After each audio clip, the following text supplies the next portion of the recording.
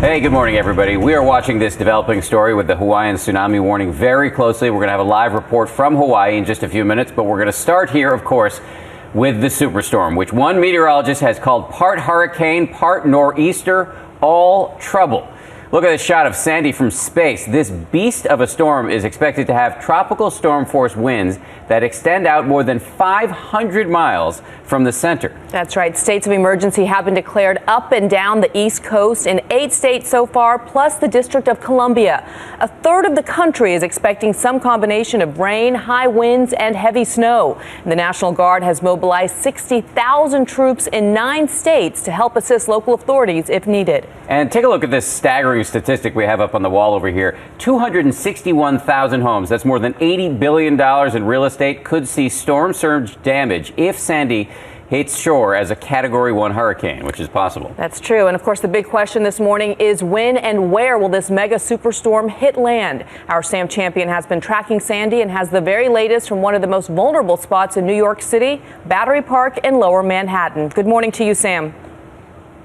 Good morning, Bianna. Good morning, Dan. Yeah, we're right here with New York Harbor behind us. As the light comes up, you'll be able to see how wide this span of water is, how wide the Atlantic is behind it, and how narrow the channel is that connects the two. And that means any water that's rushing at that shoreline or at this shoreline will have to squeeze through here and then hop up over Lower Manhattan. And we think it'll probably be a good flooding situation or not a good flooding situation for a lot of this area. But let's get to the boards and show you exactly where this storm is. The actual Hurricane Center has the latest satellite picture, by the way. Take a look at this. When you see the clouds are stretching from that South Carolina area to Georgia, all the way up to Maine and beyond into Canada, this is a very large system. As a matter of fact, it's one of the largest storms we've ever seen in the Atlantic Basin, large in size. Then take a look at the path here, and the Hurricane Center says it's still expected on Monday to get up and then make a little left-hand turn. We may start to see movement turn away or turn toward the coastline as late as Sunday night, and then make the turn, the more direct turn, by Monday and Tuesday, finding a home someplace on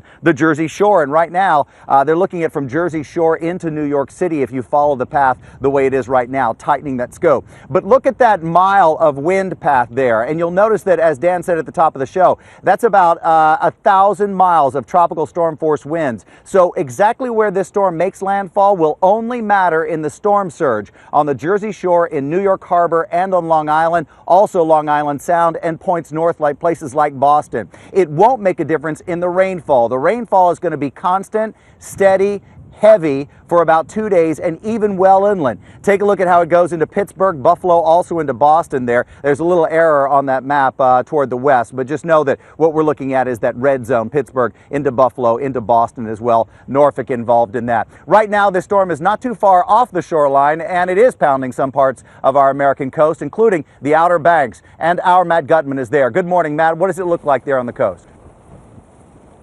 Hey, good morning, Sam. It looks very, very messy. Now, this wind has been howling through here all night, steadily building. Now, I want you to look at this shoreline. Just about 24 hours ago, it was about 150 yards that way. It has been steadily encroaching, relentlessly moving in, and this is that dreaded storm surge that everybody seems to be so concerned about. Also, this is a different type of storm than a lot of people here have experienced in the past. A hurricane is generally tropical, but this is cold. It's biting. It gets right down to the bone. What a lot of folks didn't expect here was for this type of weather to... That's how big this storm is. And you may see all this white stuff flying in the air. That is not snow. This is sea foam kicked up by these roiling waters out there. Just off the coast, we've seen 25-foot waves. All of this surging in here. I don't know if you can see it, but the waves have been breaking nearly a mile out, and they're coming in with such force, banging against this pier, maybe Wayne can turn the camera, that they are literally exploding. And this is the concern here. People did not expect this type of weather this long to last and to be this powerful. Dan? Matt Gutman, stay safe, stay warm. We appreciate your reporting this morning.